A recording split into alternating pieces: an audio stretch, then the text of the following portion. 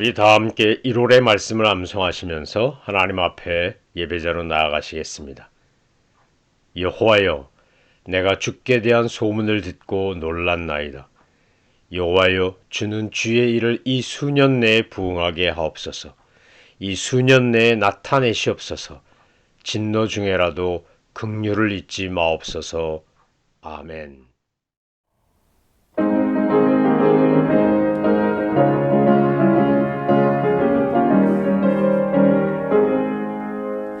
내가 매일 기쁨에 술래게 행함은 주의 팔이 나를 안보하며 내가 주의 큰 복을 받는 참된 비결은 주의 영이 함께함이라.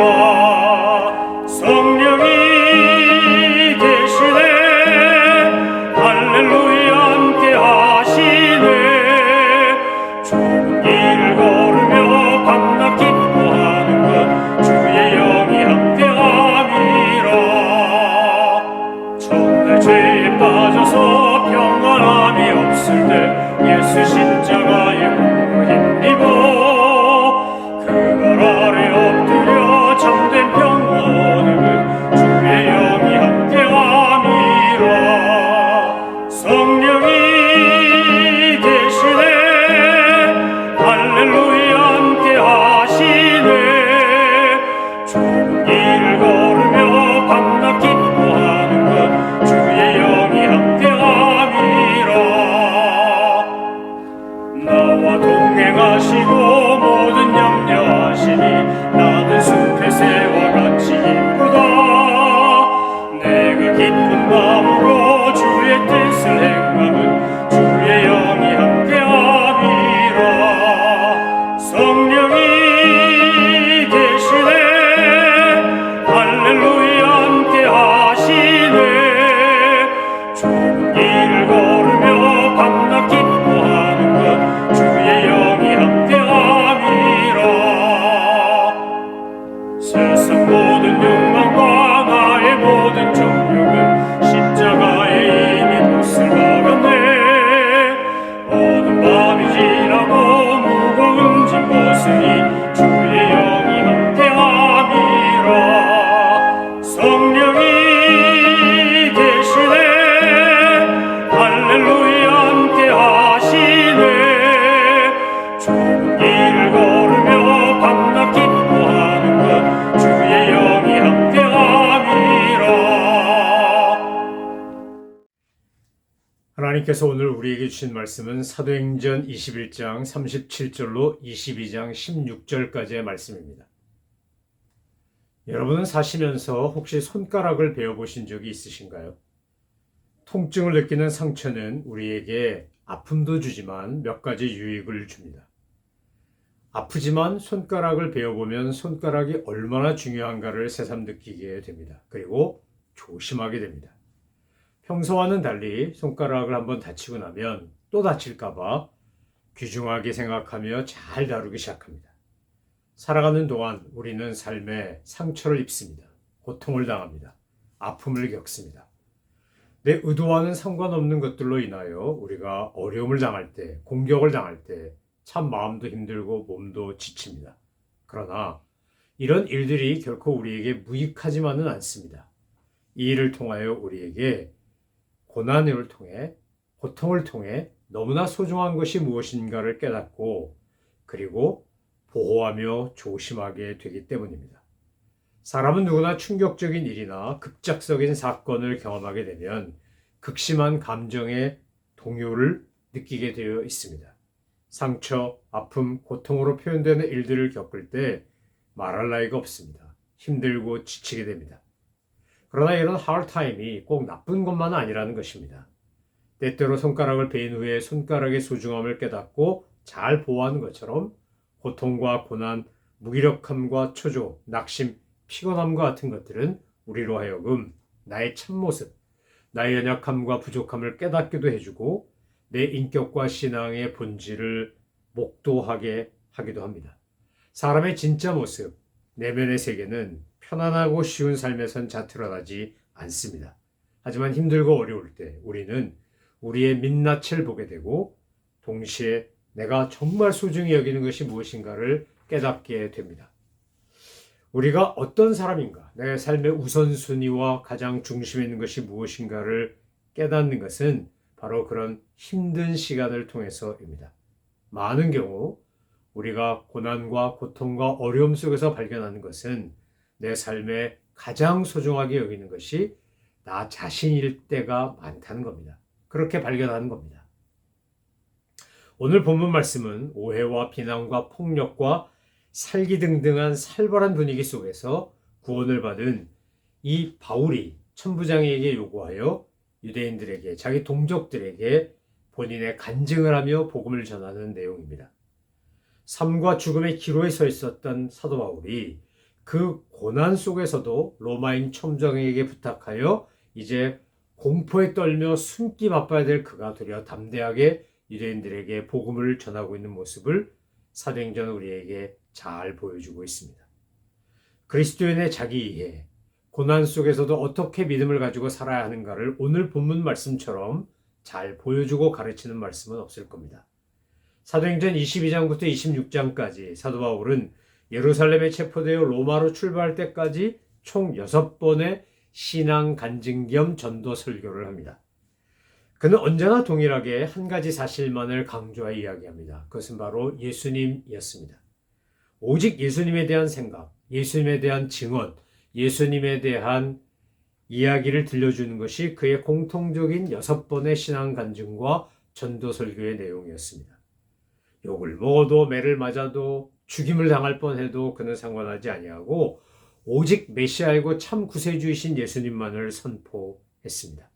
6번의 재판은 모두 부당하고 옳지 않았고 불의했음에도 불구하고 그는 그 재판의 내용에 상관하지 아니하고 기회만 되면 예수 그리스도를 증거했습니다. 자신을 변명하거나 자기를 보호하기 위한 이야기를 한 적이 없습니다. 오직 예수, 오직 주님만을 이야기했습니다. 바울은 자신이 만났고 자신을 변화시켰고 자신이 삶의 목적과 이유가 달라지게 만드신 구세주 예수 그리스도를 증거하는 것에 자기의 존재를 걸었던 사람입니다. 바울이 처한 상황은 지금 결코 편안하지 않습니다. 저와 여러분이 처한 상황도 편안하지 않을 수 있습니다. 그럼에도 불구하고 말 잘못하면 맞아 죽을 수도 있는 상황인데도 불구하고 그는 담대하게 성난 유대 군중들 앞에서 간증하며 설교합니다.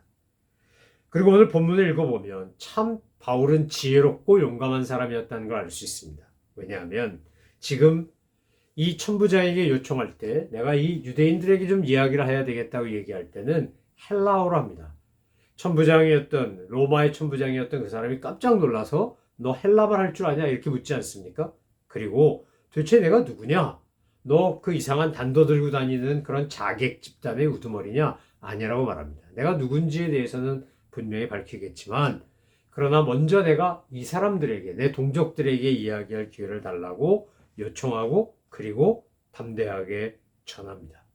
오늘 우리가 본문을 자세히 읽어보면서 주목해야 되는 것은 사도 바울이 그런 어려움 속에 자기를 죽이려고 했던 사람들에게 말을 할 때 처음 썼던 표현입니다. 그것은 무엇입니까?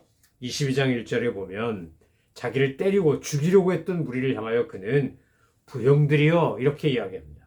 아버지와 형님들이여 이렇게 얘기하는 겁니다. 제 아버님 같고 형님 같은 분들이시여 이렇게 말하는 거죠. 매우 공손하고 사랑이 넘치는 표현입니다. 감정으로 되어 있다면 이 나쁜 지독한 폭도들아, 이 악한 사람들아 뭐 이래야 되는 거 아니겠습니까? 그런데 바울은 그렇게 하지 않습니다. 왜 그렇습니까? 정말로 그가 예수 그리스도를 전해야 했기 때문에 예수 그리스도를 전하려면 지금 자기를 죽이려고까지 했던 사람들이나 그들을 똑같이 인격적으로 공격하거나 비방해서는 결코 복음을 전할 수 없기 때문입니다. 천부장에게 헬라말로 이렇게 설교하고 간증할 기회를 달라고 할 때도 마찬가지입니다. 로마 군인의 제1차 사명이라고 할 수 있는 것은 로마 제국이 다스리는 식민지에서 치안 유지가 되도록 하는 것이었습니다. 그런데 천부장에게 헬라말로 이야기하면서 자기는 길리기아 다소 타르수스라고 하는 이 길리기아 지역 제1의 도시이자 물질적으로 풍요롭고 유명한 대학들이 있는 지적인 도시 출신이라는 걸 밝히고 헬라말로 이야기하는 겁니다. 그리고 이제 유대인들에게는 아람어, 그들이 쓰던 유대인 중에서도 많은 사람들이 쓰는 유대어 중에 아람어로 이야기합니다. 우리는 오늘 본문을 읽으며 뱀같이 지혜롭고 비둘같이 순결하라고 했던 예수님의 말씀을 기억하고 나에게 영적인 지혜와 민감성을 달라고 기도하셔야 됩니다. 바울이 천부장에겐 헬라어로 유대인들에겐 아람어로 이렇게 이야기하듯이 우리가 상황에 따라 그렇게 방식을 바꿔서 복음을 전해야 한다는 겁니다. 그리고 이제 이 부형들이여 라고 불러놓고 유대인들에게 자기의 이야기를 쭉 간증합니다. 여러분, 믿음의 사람이란 자기에게 돌을 던지고 침을 뱉고 비난하고 공격하는 사람들을 향하여 예의를 갖춰서 부형들이여 라고 말할 수 있는 사람입니다. 저와 여러분이 그런 능력이 부족하고 그런 영적인 영성의 깊이와 넓이가 부족하기 때문에 우리는 하나님 앞에 기도해야 합니다. 하나님, 저에게 믿음의 능력을 더하사 그래서 나를 박해하는 사람들조차 똑같이 눈에는 눈, 이에는 이로 대하지 아니하고 그들을 불쌍히 여기고 그리고 주님의 마음으로 그들을 돌볼 수 있도록, 그들을 대할 수 있도록 능력을 달라고 우리가 기도해야 합니다.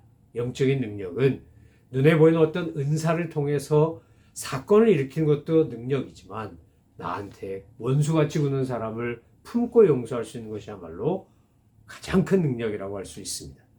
하나님의 나라는 사랑의 힘, 진리의 힘으로 세워져 가는 것이기 때문에 그렇습니다. 22장 3절부터 16절까지 보면 사도 바울은 그의 성장 과정과 회심하게 된 사건을 설명합니다.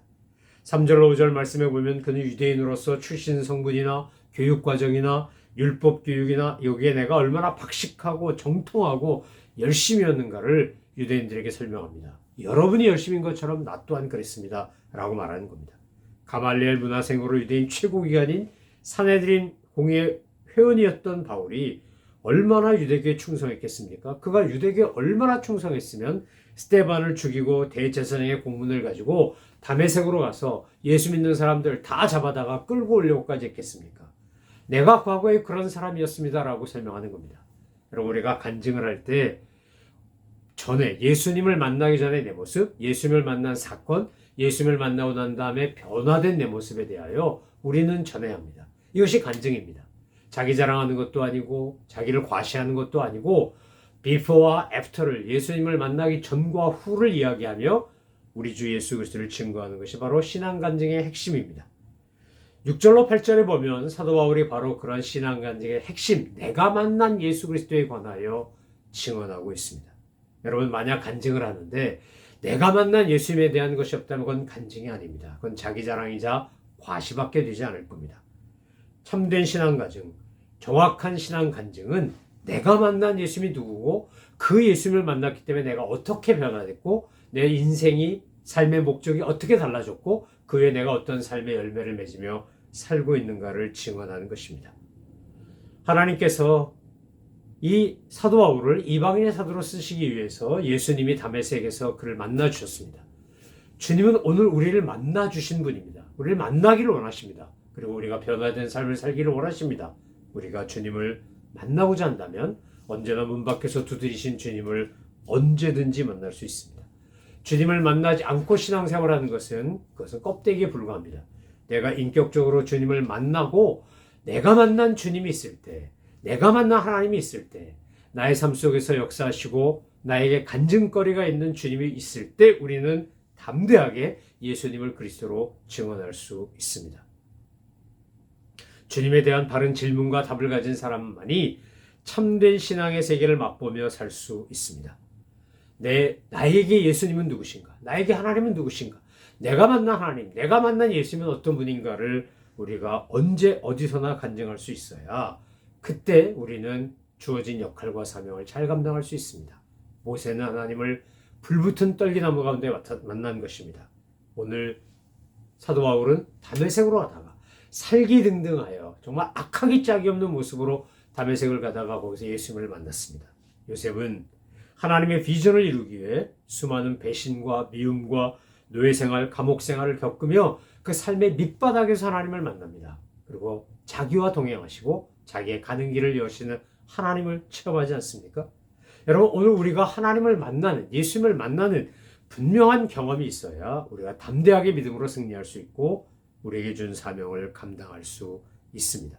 그리고 우리에게 하나님이 만나주시는 것처럼, 예수님이 만나주시는 것처럼 동시에 우리를 준비하시는 게 있습니다. 오늘 사도 바울의 간증을 보면 그는 아나니아라고 하는 인물을 만났다고 이야기합니다. 아나니아를 통하여 사울을 하나님이 회복시킵니다. 사울과 아나니아를 비교하면 사울이 훨씬 파워풀하고 능력도 많고 실력도 있고 열정도 많은 사람입니다. 그런데 하나님은 사울을 겸손하게 하기 위하여 아나니아를 보내어 그의 눈에 비늘 같은 것이 안수할 때 떨어지도록 역사하십니다. 여러분, 사울이 예수님을 만나고 제일 먼저 경험한 게 뭐였습니까? 눈이 머는 거였습니다. 우리가 주님을 만나고 나면 세상에 눈물고 욕심에 눈물고 자기 자신에게 눈물고 헛되고 망령되고 허탄한 신화에 눈이 멉니다. 그리고 우리가 새로운 눈을 뜨는데 아나니아가 기도한 다음에 눈을 뜨는 것처럼 눈을 뜨는데 그것은 진리의 길이고 생명의 길이고 사명의 길이고 주님이 원하시는 삶의 길입니다. 오늘 저와 여러분이 이 사도 바울처럼 간증할 수 있기를 소망하고 경험하기를 갈망하며 주님을 만나고 내가 만난 예수님, 내가 만난 하나님을 우리도 마이 스토리로, 내 이야기로, 내 스타일로 전할 수 있어야 합니다. 오늘 본문을 보면 사도 바울은 유창하게 지금 부형들에게 복음을 전하며 자기의 삶을 증거하는 것입니다. 그리고 그들에게 요구합니다. 내가 만난 예수님처럼 여러분도 주님을 만나십시오. 내가 주님을 만나고 변화된 것처럼 여러분도 변화되십시오. 여러분도 세례받고 죄사함을 받고 주님의 사람이 되십시오. 지금 자기 죽이려고 하는 사람들입니다. 자기를 다 없애려고 했습니다. 그런데 그들에게도 여전히 복음을 전하는 겁니다. 여러분, 복음은 의인에게만 전해지는 게 아니라 죄인들에게도 전해져야 되고 악한 이들에게도 전해져야 되고 심지어 나를 죽이려고 하는 이들에게도 전해져야 합니다. 그리고 오늘 바울이 고백한 것처럼 다메섹으로 가다가 예수님을 만났는데 바울은 다메섹으로 가던 길을 포기하고 딴 길로 간 게 아니라 다메섹으로 갑니다. 가는 길을 갑니다. 살던 방식으로 삽니다. 그런데 삶의 목적과 이유가 달라진 겁니다. 내가 존재하는 이유가 달라지고 살아야 될 이유가 달라진 겁니다. 목적이 달라진 겁니다. 예전에 다메섹으로 갈 때는 예수 믿는 사람 다 잡아다가 예루살렘으로 끌고 가서 스데반을 처단한 것처럼 처단하든지 감옥에 집어넣든지 그들에게 율법의 이름으로 유대교의 이름으로 징계하고 심판하려고 했었던 그 바울이, 박해자 바울이 예수님 만나고 난 다음에 그는 핍박받는 바울로 바뀝니다. 복음을 위하여 고생하는 바울로 바뀝니다. 사람이 바뀐 겁니다. 속사람이 바뀐 겁니다. 겉사람이 바뀐 것이 아닙니다. 사랑하는 성도 여러분, 우리는 어떻습니까? 어떤 분들은 은혜를 받으면 갑자기 하던 일을 다 포기하고 신학교 가겠다고 하는 분들이 있습니다. 이거 조심하셔야 합니다. 그것만이 능사가 아닙니다. 어떤 분은 신학교를 가고 목사가 되어야 될 분이 있습니다. 선교사 가야 할 분이 있습니다. 그런데 가는 선교사만 있으면 누가 선교사를 보냅니까? 가는 선교사가 있으면 보내는 선교사도 있어야 합니다. 목회자가 필요한 것처럼 성도도 필요합니다. 우리가 어떤 방향을 확 바꿔야지만 주님을 만난 게 아닙니다. 우리가 가는 그 길을 가는데 이유가 바뀌고 목적이 바뀌고 내가 살아가야 될 내 사명이 바뀔 때 우린 진짜 바뀌는 겁니다. 예수님을 만난 후 달라진 것은 나는 사업하는 사람인데 사업하는 목적이 달라졌다. 돈 버는 이유가 달라졌다. 나는 직장 생활하는데 직장 생활하는 이유가 달라졌다. 라는 고백이 진짜인 겁니다. 공부하는데 공부하는 목적이 달라졌다. 욕심을 따라 사는 사람은 성령을 따라 살 수 없습니다. 세상 법대로 사는 사람은 진리의 법을 따를 수 없습니다. 그런데 주님을 만나고 난 다음에 주님이 내게 은혜를 베푸시고 성령의 역사를 경험하고 난 다음에 내 속사람이 바뀌고 내 삶의 이유와 목적이 바뀌었다고 고백하고 삶을 통해 증거한다면 저와 여러분은 이미 주님께서 사용하시고 귀히 여기시는 주님의 종임에 틀림없습니다. 사랑하는 성도 여러분, 하나님의 오묘한 섭리와 역사하심을 믿고 우리 삶을 주님께 맡기십시오. 정말 중요한 것은 다 거저받았습니다. 공기, 물, 생명, 건강, 모든 것 다 주님이 주신 거 아닙니까? 어느 것 하나도 당연한 것 없지 않습니까? 하나님의 놀라운 은혜 가운데 주어진 것들을 우리가 감사함으로 알고 그것을 누리면서 나를 만나주시고 나를 변화시킨 예수님을 어느 곳에서든지 증언하고 간증한다면 우리는 주님의 신실한 제자이자 종이 될 것입니다. 사도 바울은 우리에게 엄청난 도전을 합니다.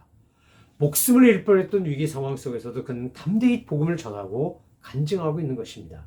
사랑하는 성도 여러분, 오늘 우리는 정말 언제 어디서나 예수님이 그리스도라는 사실을 선포하고 증언하는 주님의 제자로 살고 있는지요? 오늘 저와 여러분에게 성령님의 충만한 임재와 능력의 풍성함으로 인해 내가 어디서나 언제나 예수님을 증언하고 예수님의 은혜와 사랑과 내가 만난 예수님을 간증하는 그런 믿음의 사람이 되셔서 우리를 통해 이 땅에 잃어버리고 죽어간 영혼들이 주님에게로 돌아오는 놀라운 역사가 있게 되기를 소망하며 축원합니다. 기도하시겠습니다. 하나님 아버지, 사도 바울의 간증처럼 오늘 우리도 분명한 간증을 가지고 살게 하옵소서. 또한 우리의 간증이, 우리의 신앙 고백이 죽어간 영혼들을 살리고 세상을 바꾸는 능력이 되게 하여 주옵소서. 감사드리며 예수 그리스도의 이름으로 기도 올려옵나이다. 아멘. 하늘에 계신 우리 아버지, 아버지의 이름을 거룩하게 하시며 아버지의 나라가 오게 하시며 아버지의 뜻이 하늘에서와 같이 땅에서도 이루어지게 하소서. 오늘 우리에게 일용할 양식을 주시고 우리가 우리에게 잘못한 사람을 용서해 준 것 같이 우리 죄를 용서하여 주시고 우리를 시험에 빠지지 않게 하시고 악에서 구하소서. 나라와 권능과 영광이 영원히 아버지의 것입니다. 아멘.